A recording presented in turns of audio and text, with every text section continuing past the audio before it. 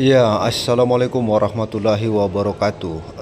Sahabat channel Bung GRH ya. Pada kesempatan kali ini kita akan membahas soal Presiden Jokowi, saudara-saudara.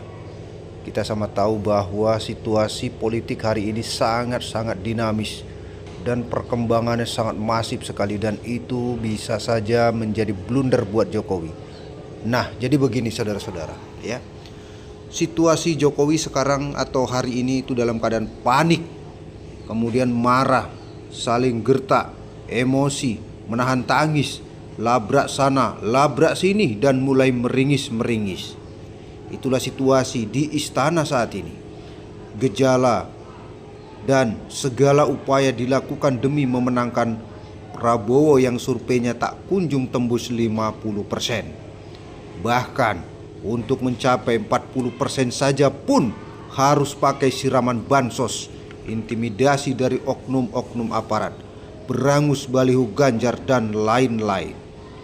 Padahal logikanya, jika Jokowi bisa menang dengan angka 55,50% dan perolehan suara Prabowo 44,50% pada pemilihan presiden 2019, seharusnya untuk mencapai 50% plus 1 suara bukan sesuatu yang sulit dilakukan. Harusnya. Apalagi Prabowo sudah nebeng terus ke Jokowi yang approval ratingnya sudah di atas 75% dengan menodong Gibran sebagai cawapresnya. Mestinya angka survei Prabowo minimal ada di angka 60%, sehingga tak perlu lagi kerja keras sampai presiden mengeluarkan statement, boleh lo presiden kampanye, sambil dagunya bergetar. Yang terjadi malah sebaliknya, labrak sana, labrak sini. Berbagai aturan dilanggar, sehingga pasangan 02 adalah pasangan yang paling banyak melanggar aturan sesuai data Bawaslu, termasuk di meja debat. Bahkan presiden sampai harus ngekor ke tempat-tempat yang dilalui oleh Ganjar Pranowo. Kemana Ganjar berlabuh, di situ pula pas pampres survei lokasi, sebab besoknya Jokowi akan mendarat di sana. Tujuannya hanya satu, menggerus suara Ganjar. Bansos pun disiram tanpa data penerima yang valid, dengan kata lain tidak tepat sasaran. Yang penting ada prosesi yang simbolis, lalu dilanjutkan oleh relawan dengan cara yang masif. Setelah siraman bansos, muncullah lembaga survei pesanan.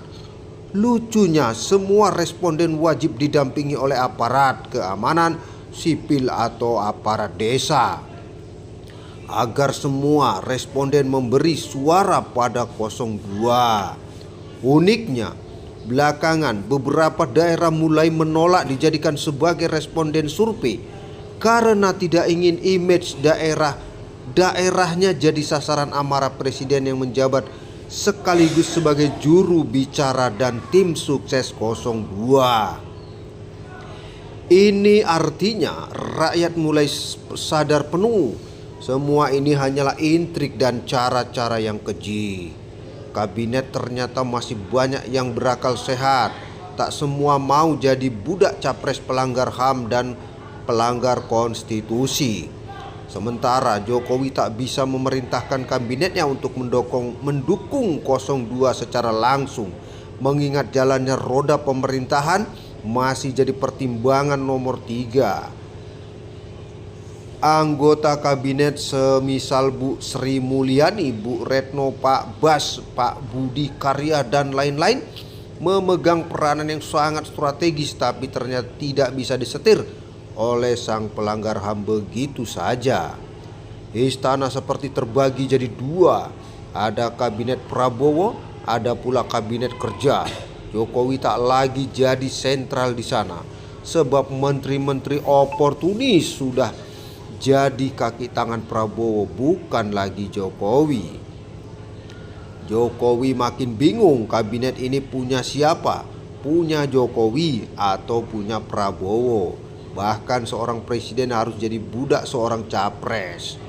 Memang secara de jure Jokowi masih presiden, tapi secara de facto melihat apa yang terjadi dalam 3 bulan belakangan ini, kekuasaan 80% ada di tangan Prabowo.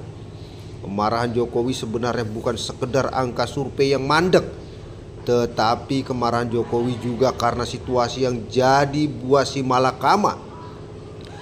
Jokowi bagai bergerak di ngarai sempit yang penuh dengan duri. Semakin dalam, kulit tangan, kaki dan wajahnya makin tergores duri. Sementara tidak ada tempat untuk mundur karena tidak ada tempat untuk mundur kembali karena ngarai itu penuh dengan duri.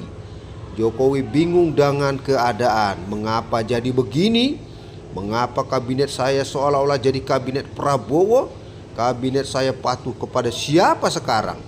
Hari-hari rapat kabinet ada dalam situasi yang tegang, sebab presiden sudah seperti seorang menteri bagai seorang menteri yang lagi nyapres yang menyandera anaknya sebagai jaminan. Jokowi melapor ke Prabowo, Prabowo menunggu laporan Jokowi serta menteri-menteri lainnya yang jadi penjilat kaki Prabowo. Yang jelas wakil presiden sedang tertawa melihat situasi ini. Pak Kiai akan pensiun tanpa beban. Jokowi bahkan tak tahu bagaimana caranya pensiun sambil menikmati masa tua. Itulah situasi dan kondisi istana hari ini.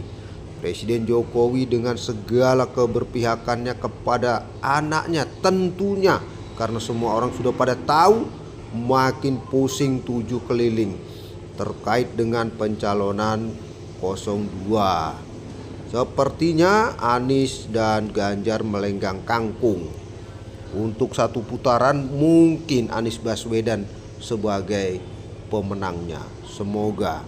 Karena apa? Karena Jokowi makin panik. Nah, seperti itu saudara-saudara. Demikian informasi luar biasa.